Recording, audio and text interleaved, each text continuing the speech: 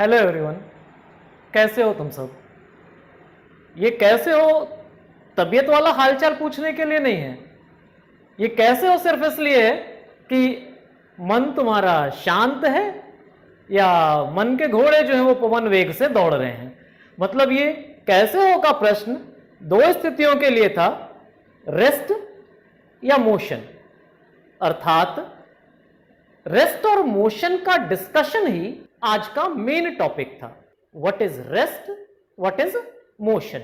इस प्रॉब्लम को आगे बढ़ाते हैं। तो चलिए स्टार्ट करते हैं। सबसे पहली चीज क्या हुई, rest and motion. Rest and motion.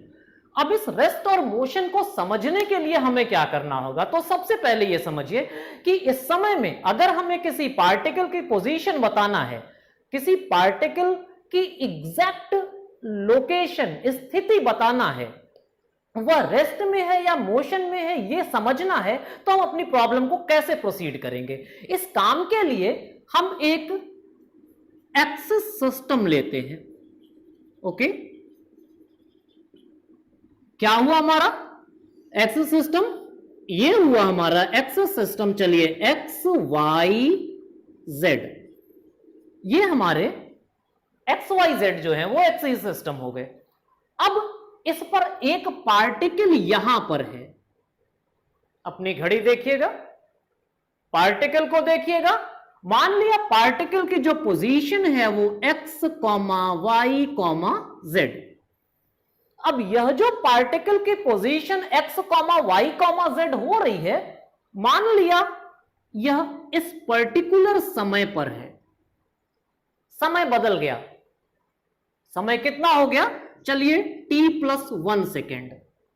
अब इस t+1 सेकेंड पर भी इस पार्टिकल P की लोकेशन जो है वो XYZ ही पड़ी रहती है। तो इस कंडीशन में the particle is said to be at, समझ गए, रेस्ट। मतलब अगर किसी पार्टिकल की पोजीशन टाइम के रेस्पेक्ट में, किसी पार्टिकल के axis coordinates X Y Z time के लोकेशन में रुके हुए हैं, बदल नहीं रहे हैं, तो उस कंडीशन में that particle is said to be at rest. फिर से जरा समझते हैं। अब ये पार्टिकल यहां पर था, कुछ समय के बाद मान लिया t टाइम पे यहां पे है और t+1 टाइम पे यह पार्टिकल यहां पहुंच गया। This is the position q। अब क्या हुआ, टाइम के रेस्पेक्ट में इसकी लोकेशन बदली। चलिए कोऑर्डिनेट भी ले लेते हैं। एक्स वाई जेड था पहले, अब हम ले लिए X prime, Y prime, Z prime. Okay, means x prime, y prime, z prime, or you can say x+1, y+1, whatever you want to assume. The basic motto is we just have to think about particle समय के सापेक्ष अपनी location बदला या नहीं बदला। अगर बदला तो पार्टिकल रेस्ट में, अगर नहीं बदला उल्टा हो गया। अगर बदला तो पार्टिकल मोशन में, और अगर नहीं बदला तो पार्टिकल रेस्ट में। तो यहां पर जैसे मैंने लिखा एक्सिस सिस्टम, टाइम भी लिया, मतलब there is another important thing, वह क्या हुआ, टाइम एक्सिस। ओके, तो हमारे पास एक हुआ एक्सिस सिस्टम और एक हुआ टाइम एक्सिस, यानी कि टाइम सिस्टम। चलिए अगर आप नाराज हो रहे हो तो मैं यहां पर लिख देता हूं टाइम सिस्टम। ओके, कि एक जगह सिस्टम लिखे, दूसरी जगह सिस्टम नहीं लिखे। तो ये हो गया हमारा एक्सिस सिस्टम और टाइम सिस्टम। इस तरह से एक्सिस सिस्टम और टाइम सिस्टम की जो व्यवस्था थी, इसे मिला करके हमने एक तरीका बनाया, जो तरीका पार्टिकल के रेस्ट या मोशन को डिस्क्राइब करने के लिए होता था। दैट इज नोन एज, कुछ याद आ रहा है क्या नोन, फ्रेम ऑफ रेफरेंस। कुछ कहानी याद हुई भाई, क्या याद हुई, कि पार्टिकल के हम रेस्ट या मोशन को एब्सोल्यूटली डिफाइन नहीं कर पा रहे हैं जब तक कि हम किसी के रिस्पेक्ट में उसे ना बताएं। मींस एक्सिस और टाइम की यह व्यवस्था जो हुई किसी पार्टिकल की रेस्ट या मोशन को बताने की, उसे हम फ्रेम ऑफ रेफरेंस कहते हैं। ठीक है, तो हम लोग पहले डेफिनेशन पर आते हैं, फ्रेम ऑफ रेफरेंस की। चलिए डेफिनेशन लिखने से पहले जरा समझिए कि फ्रेम ऑफ रेफरेंस है क्या। जैसे आप गाड़ी में बैठे, अब आपकी गाड़ी चल रही है, तो जब गाड़ी चल रही है तो आप भी उसी स्पीड से उस गाड़ी के साथ चल रहे हैं। यानी गाड़ी के अंदर जब आप हैं तो आप खुद को कैसा पा रहे हैं, रेस्ट में। लेकिन बाहर खड़ा आदमी जब आपको देखता है तो उस समय में क्या लगता है, बाहर खड़े वाले आदमी को आप मोशन में दिखते हो। यानी मामला यह हुआ कि गाड़ी में आप बैठने के बाद आप गाड़ी के रेस्पेक्ट में रेस्ट में हैं, लेकिन बाहर रोड के बाहर अपना आपका दोस्त जो सड़क पर खड़ा है उसके रेस्पेक्ट में आप कैसे हो गए, मोशन में हो गए। ओके, तो सबसे पहले चलते हैं हम जरा फ्रेम ऑफ रेफरेंस की डेफिनेशन पर। तो फ्रेम ऑफ रेफरेंस की डेफिनेशन क्या हुई, जरा सिंपल शब्दों में पहले समझते हैं कि फ्रेम ऑफ रेफरेंस यानी निर्देश तंत्र अक्षों का वह समूह है। It is the coordinate system with respect to which the position or location of a particle can be described। तो डेफिनेशन के लिए क्या करें, मैं लिखता हूं, आप मेरे साथ लिखिएगा, थोड़ा सा शॉर्ट करके हम लोग लिखते हैं और मेरे साथ ही साथ आप अपना काम पूरा करते चलिए। तो चलिए आइए डेफिनेशन पर जाते हैं। It is an arbitrary set of axis with respect to which the location or motion of a particle can be described। पहले साथ में लिखो तब बताते हैं बात क्या है। can be described और physical laws are formulated। भैया भेजे में भाई, मतलब ये कह रहे हैं आर्बिट्रेरी। क्या हुआ आर्बिट्रेरी, अपने मन से। जैसे जब आप मैथमेटिकल इक्वेशंस लिखते थे तो आप एक्स वाई जेड की बात करते थे। अब समझो, जब तुम बस में थे तो तुमने बस को फ्रेम माना, बस को आर्बिट्रेरी सेट ऑफ एक्सिस माना, जो तुम्हारे एक्स वाई जेड थे वो बस में हो रहे थे। तो जब तुम्हारा एक्स वाई जेड बस में हो रहा है तो उस समय तुमने खुद को रेस्ट में माना। लेकिन जब तुमको लगा कि नहीं हम अपने दोस्त को देखना चाह रहे हैं, तो दोस्त के जगह पर जब तुमने एक्स वाई जेड माना तो उस दोस्त का कैसा हुआ, मतलब तुमने खुद को या दोस्त को एक दूसरे के रिस्पेक्ट में कैसा पाया, मोशन में पाया। ओके, तो यही कहा कि स्वैच्छिक, it is an arbitrary set of axis जिसके रेस्पेक्ट में हम पार्टिकल की लोकेशन को या मोशन को डिस्क्राइब करते हैं। या अब जब हमको मोशन पढ़ना है तो हमें कुछ इक्वेशंस की, कुछ लॉज की जरूरत होगी। तो जब बस में लगा रहे हैं तब तो रेस्ट था और बाहर वाले के लिए लगाया तो मोशन था, तो इसे लगा कि फिजिकल लॉज आर फॉर्मुलेटेड। तो यह हुई हमारी डेफिनेशन किसकी, फ्रेम ऑफ रेफरेंस की। अब ये फ्रेम ऑफ रेफरेंस जो है यह दो प्रकार का होता है। This frame of reference is of following two types. क्या क्या है, तो पहला हुआ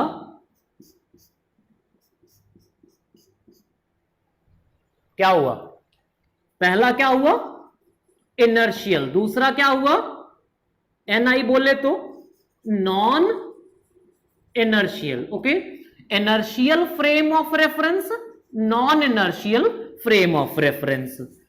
तो अब इस इनर्शियल और non inertial frame of reference को जरा समझते हैं। क्या समझना था, इनर्शियल फ्रेम ऑफ रेफरेंस यानी जड़त्वीय, नॉन इनर्शियल मतलब, तो सबसे पहले अब अगर हमें इनर्शियल की जरूरत पड़ रही है तो इनर्शियल फ्रेम ऑफ रेफरेंस वह फ्रेम हुआ, एक सिंपल सी डेफिनेशन पहले याद करते हैं। इनर्शियल फ्रेम ऑफ रेफरेंस वह फ्रेम हुआ जिसमें Newton's laws of motion valid है। Okay, inertial frame of reference वह फ्रेम ऑफ रेफरेंस हुआ जिसमें Newton's laws of motion, Newton second law is valid. चलिए एकदम स्पेसिफिक होकर के जरा चलते हैं। न्यूटन्स लॉज ऑफ मोशन में क्या हुआ, पहला लॉ यानी फोर्स लगाना है तो क्या होगा, स्टेट चेंज होगी। दूसरा लॉ क्या हुआ, दूसरे लॉ पर जरा सोचते हैं, F इक्वल्स टू ma, यानी अगर पार्टिकल की वेलोसिटी बदल रही है तो एक्सीलरेशन है। एक्सीलरेशन है मतलब स्टेट चेंज के लिए आपने उस पर कुछ फोर्स लगाया। ओके, तो इस बात को थोड़ा यूं देखते हैं कि if we are talking about inertial frame of reference, तो इनर्शियल फ्रेम ऑफ रेफरेंस वह है जिसमें वेलोसिटी या तो जीरो हो रही है फ्रेम की, या वेलोसिटी कांस्टेंट हो रही, मतलब a equals to zero. If a equals to zero then v equals to constant. Okay, तो if acceleration equals to zero, velocity is constant, या Newton's laws of motion are valid, then such a frame can be termed as what?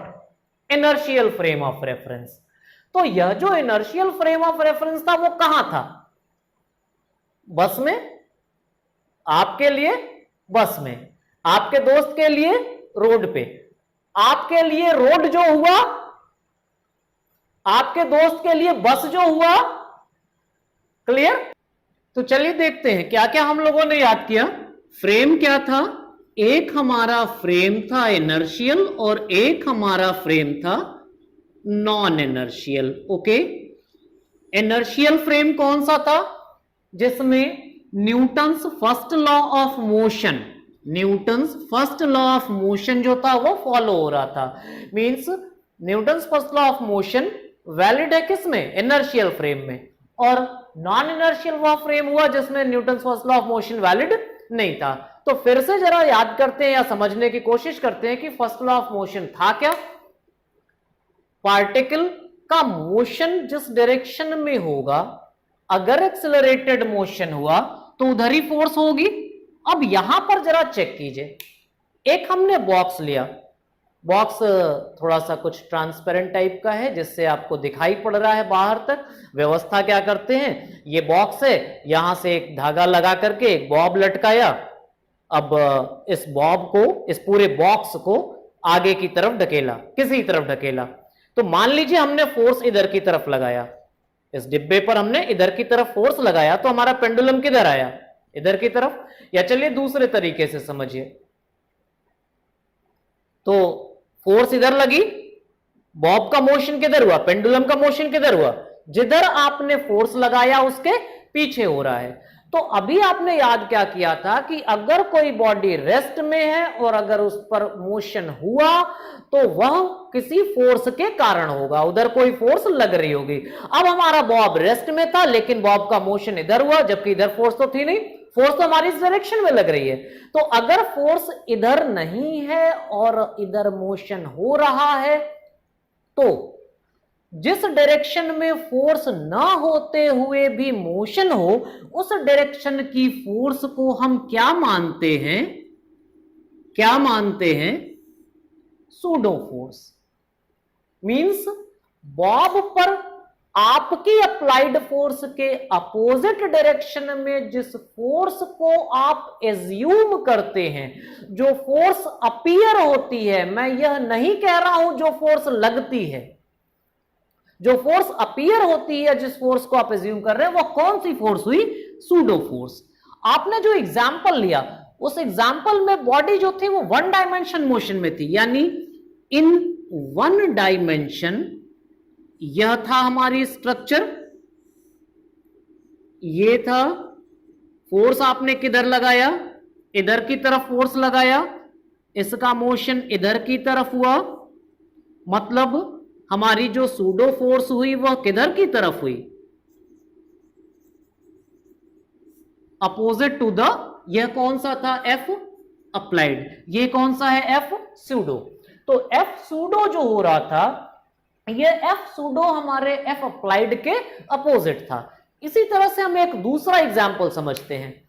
मान लीजिए हमने कोई एक disc ली जिसमें हमने device को अरेंज किया है, यह रोटेट कर सकती है। तो हमारे डिवाइस की व्यवस्था कुछ ऐसे हो रही है, यह रहा रेडियस और यह रहा एक्सिस ऑफ रोटेशन। अब इस एक्सिस ऑफ रोटेशन के पास में, इस एक्सिस ऑफ रोटेशन के पास में हम एक कोई ऑब्जेक्ट रखते हैं, एक छोटा सा ऑब्जेक्ट रखा, स्विच ऑन किया, ये पूरा सिस्टम ऐसे घूम रहा। हमने स्विच ऑन किया, कुछ समय बाद स्विच ऑफ कर दिया, तो जो पार्टिकल हमने यहां पर रखा था, जो पार्टिकल इनिशियली रेस्ट में था, यह पार्टिकल धीरे धीरे दूर की तरफ जा रहा है, दूर की तरफ।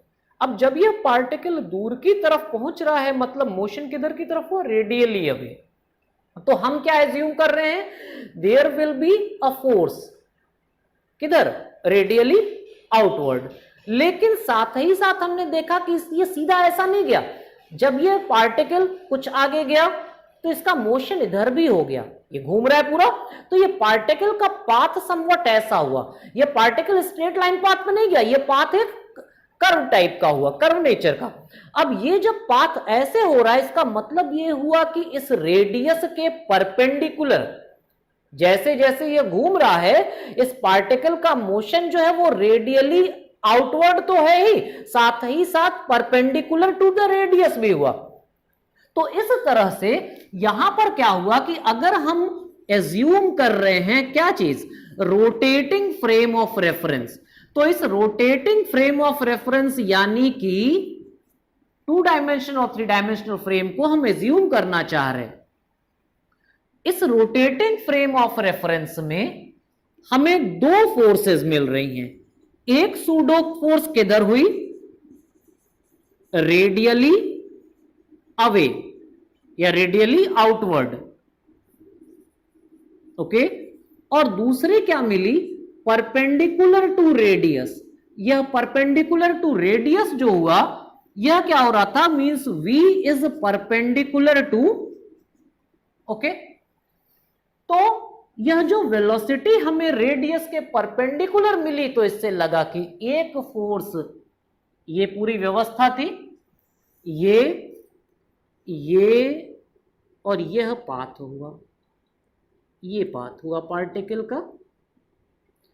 तो इस पार्टिकल के पाथ में एक इधर की तरफ और एक जो है वह,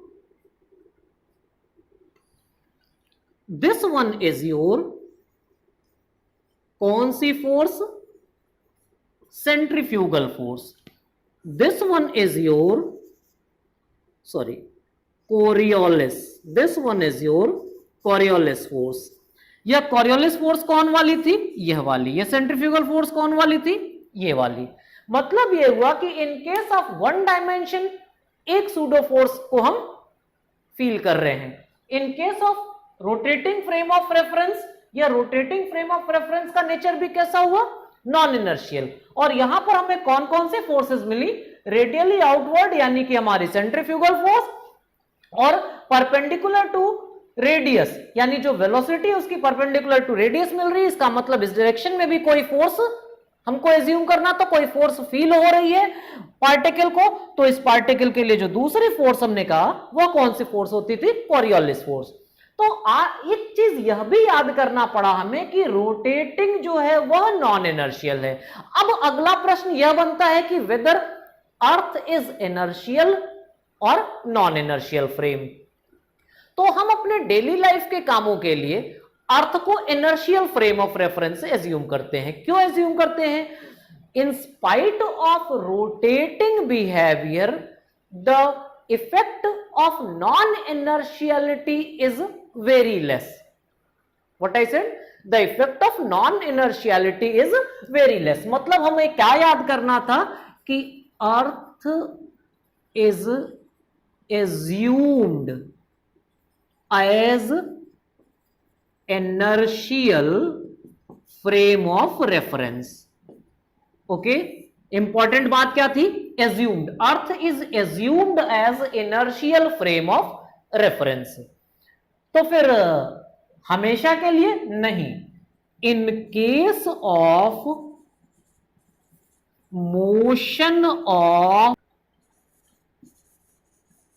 gyroscopic compass, in case of gyroscopic compass, earth is considered as कैसा? Non inertial. तो कहानी का सार क्या हुआ? एक इनर्शियल, एक नॉन इनर्शियल। कौन इनर्शियल? जिसमें Newton's laws of motion, Newton's first law of motion follow हो रहा। कौन नॉन इनर्शियल? जिसमें नहीं हो रहा है। तो यहां पर जो फोर्सेस आप फील करते हो वो कौन सी फोर्सेस हुई? सूडो फोर्सेस हुई। सूडो फोर्स के नेचर के बारे में देखा। अब अर्थ का फ्रेम हमें याद करना था कि because of rotational behaviour it should be कैसा? Non inertial. लेकिन उसके बावजूद भी हम अर्थ के फ्रेम को इनर्शियली एज्यूम करते हैं, but in case of gyroscopic compass हम इसे कैसा लेते हैं? Non inertial. ओके। सबसे इंपॉर्टेंट बात आगे बढ़ने के लिए, स्पेशल थ्योरी ऑफ रिलेटिविटी में हम सिर्फ उन्हीं फ्रेम्स को डिस्कस करेंगे जो मींस जिनका नेचर कैसा है? इनर्शियल है। ओके, ठीक भाई। तो थोड़ा सांस ले लिए। अब सांस ले लिए तो चलते हैं अगले टॉपिक पर। अगला टॉपिक है हमारा Galilean transformation. Galilean transformation. Galilean transformation को समझने के लिए थोड़ा पहले कुछ जो तरीके हैं पूरे यूनिट भर के लिए उसे देखते हैं। ये एक्स वाई जेड, ये एक्स वाई जेड, ये ओ, ये वाई, ये एक्स, जेड, एक्स, जेड। अब देखिए मैंने सब कुछ एक ही जैसा लिख दिया, करेंगे नहीं। यह एक ऐसा फ्रेम है जिसे हमने नाम दिया, कौन सा नाम? Frame S. Frame S is at rest. Okay, frame S is at rest. अब इस फ्रेम एस में एक पार्टिकल, ये X axis, Y axis, Z axis और ये ओरिजिन ओ। फ्रेम एक्स में कोई पार्टिकल है पी। इस पार्टिकल की फ्रेम एक्स से ऑब्जर्व करने पर position X comma Y comma Z at time T. अब हमने एक दूसरा फ्रेम लिया। दूसरा फ्रेम क्या है? This is your S prime. यह फ्रेम एस प्राइम जो है it is in motion.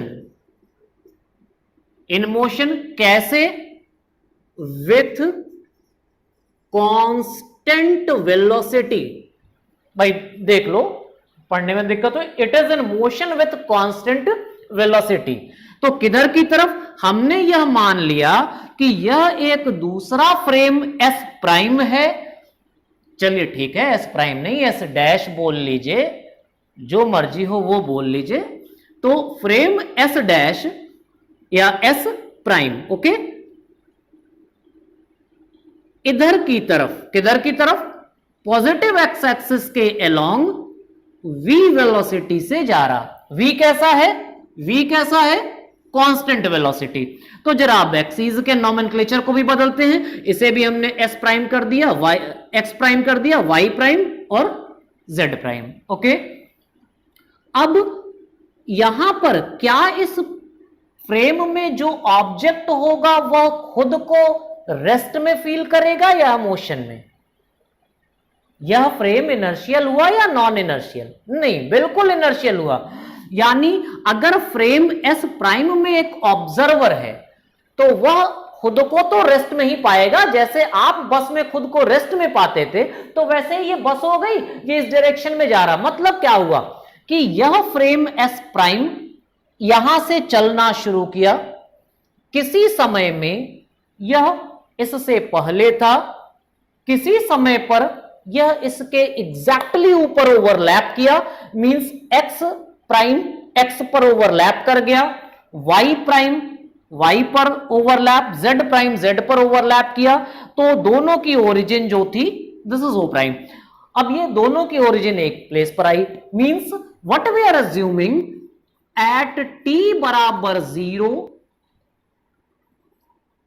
X किस पर ओवरलैप कर गया, एक्स प्राइम पे, y parallel to y prime and z parallel to z prime, means o prime crossed o at t equals to 0। Okay, अब इन पूरी बातों में या यूं कहो कि इस पूरे स्पेशल रिलेटिविटी में हमारा एक टर्म बार बार यूज होगा, इवेंट। इवेंट का मतलब क्या हुआ, कब, कहां, कैसे, कोई घटना हो रही। तो घटना क्या हुई, t बराबर 0 पर यह दोनों एक दूसरे पर ओवरलैप कर रहे, means s overlaps s prime. Okay, अब उसके बाद क्या हुआ, s प्राइम मूव करता हुआ आगे जा रहा। क्लियर है, means what we have to discuss, position and time। okay, position x comma y comma z at time t, position x prime comma y prime comma z prime at time t prime। clear,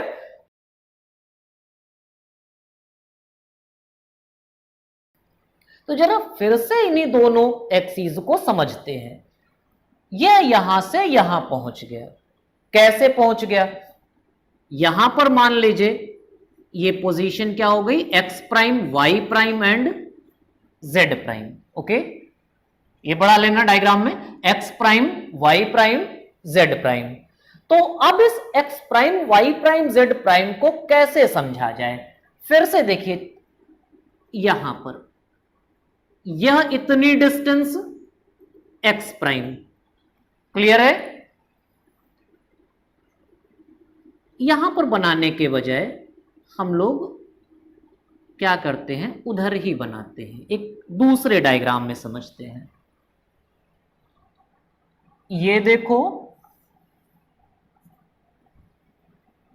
ये देखो, okay, ये है P point X Y Z, कहां से देखे, ये है हमारा x, ये है हमारा y, ये है x प्राइम, ये है y प्राइम, ये हुआ फ्रेम s, ये हुआ फ्रेम s प्राइम। तो इस फ्रेम s में p के कोऑर्डिनेट्स x, y, z, इस फ्रेम s प्राइम में p के coordinates x prime, y prime, z prime. जरा डायग्राम से समझते हैं, ये यहां से इतनी डिस्टेंस क्या हो जाएगी, x प्राइम, लेकिन यहां से यह इतनी डिस्टेंस क्या हो जाएगी, x। ओके, फिर देखते हैं, यहां से यह frame means at t equals to 0, यह दोनों फ्रेम एक दूसरे पर ओवरलैप कर रहे थे। तो उस कंडीशन में यहां से यहां तक t टाइम में ट्रैवल कितनी डिस्टेंस हुई, दूरी बराबर चाल गुणे समय। ओके, तो यहां पर देखो, क्यों, क्योंकि यह वाला फ्रेम जो s प्राइम था यह इस डायरेक्शन में कांस्टेंट वेलोसिटी v से मूव कर रहा था। तो t टाइम में जो डिस्टेंस ट्रैवल किया इसने वह कितना हुआ, vt। अब यहां प्लस vt मिला के हमारा x के बराबर हो रहा है, तो हमें इक्वेशन क्या मिला, x इक्वल्स टू, ओके,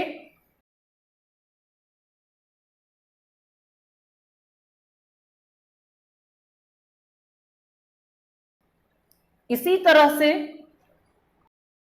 का क्या होगा, कुछ भी नहीं होगा, जितना पहले था उतना ही होगा। क्यों, क्योंकि हमने इस v को एज्यूम क्या किया था, यह v था क्या, अलोंग पॉजिटिव एक्स एक्सिस।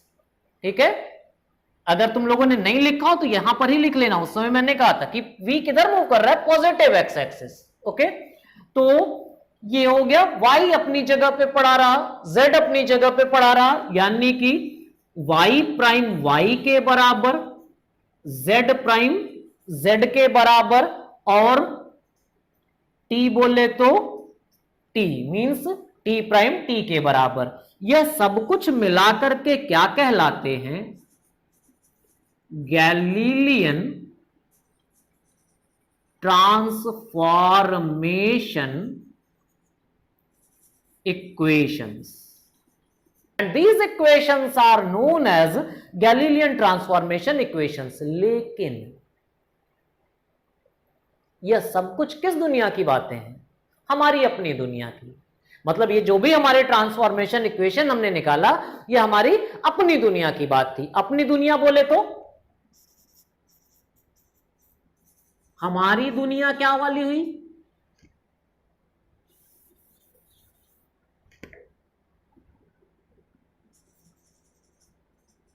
कौन सी है हमारी दुनिया? लो वेलोसिटी वर्ल्ड। ओके, तो इसे नोट कर लो, फिर आगे चलते हैं अगले टॉपिक पे। तो क्या क्या याद किए हम लोग? x prime equals to x minus v t, y prime equals to y, z prime equals to z, t prime equals to t। और यह सभी मिलाकर के क्या हो रहा था? गैलीलियन ट्रांसफॉर्मेशन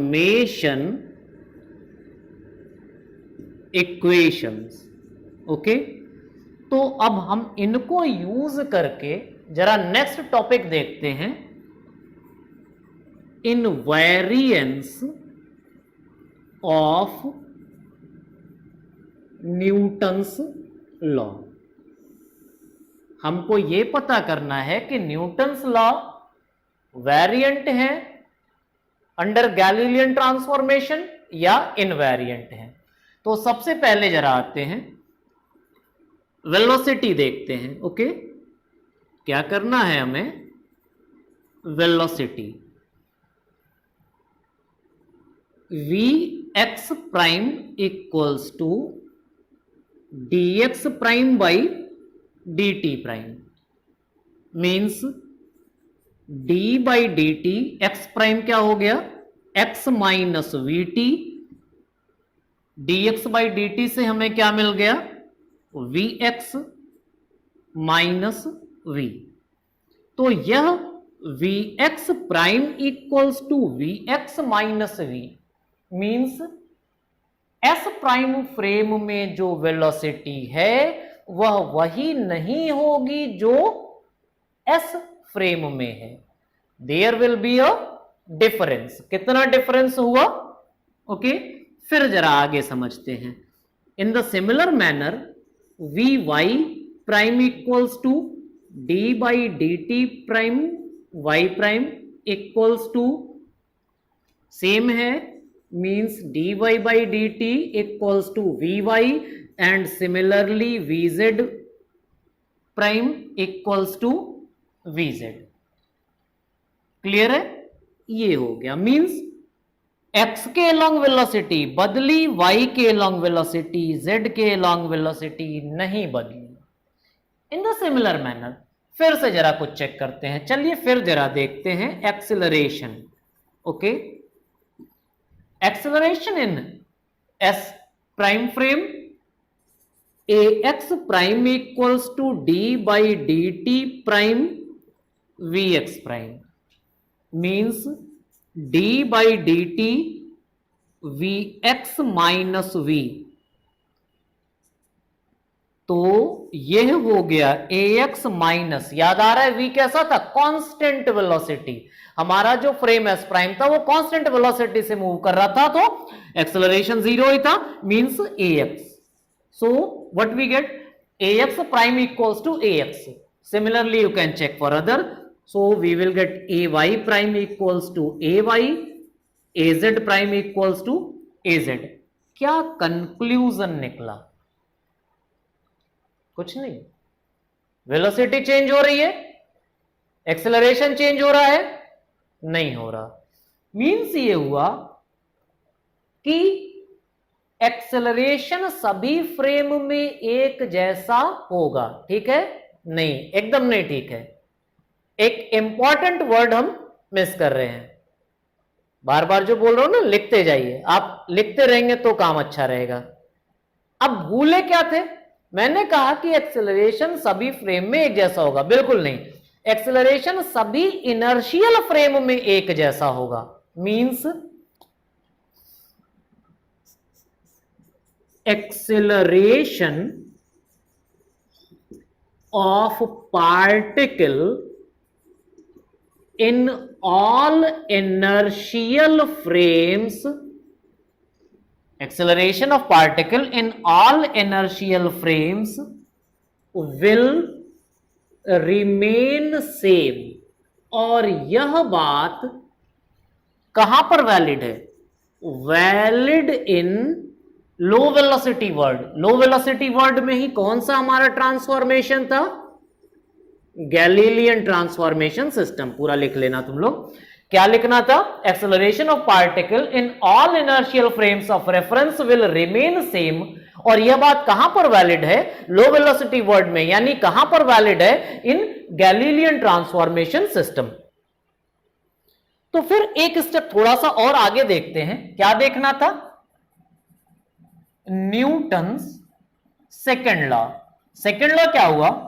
हमें मिला in frame s, s frame में क्या मिल रहा है? F equals to m a. Okay, in frame S prime, f prime equals to m prime a prime. M prime होगा? नहीं होगा। एम प्राइम एम के बराबर हो गया। ए प्राइम कैसा हो जाएगा? उतना ही रहेगा। तो क्या आ गया? F prime equals to f. Means force पर कोई भी असर नहीं पड़ा। असर किस पर पड़ा? वेलोसिटी पर पड़ा, एक्सेलरेशन पर नहीं पड़ा, फोर्स पर नहीं पड़ा। मींस क्या हमारा कंक्लूजन निकल रहा है? कि Newton's second law of motion remains invariant in all inertial frames of reference. That is, Newton's second law of motion remains invariant in all inertial frames of reference. Newton's second law of motion remains invariant in all inertial frames of reference in Galilean transformation system. Okay, कर डालो, note down कर डालो इसे।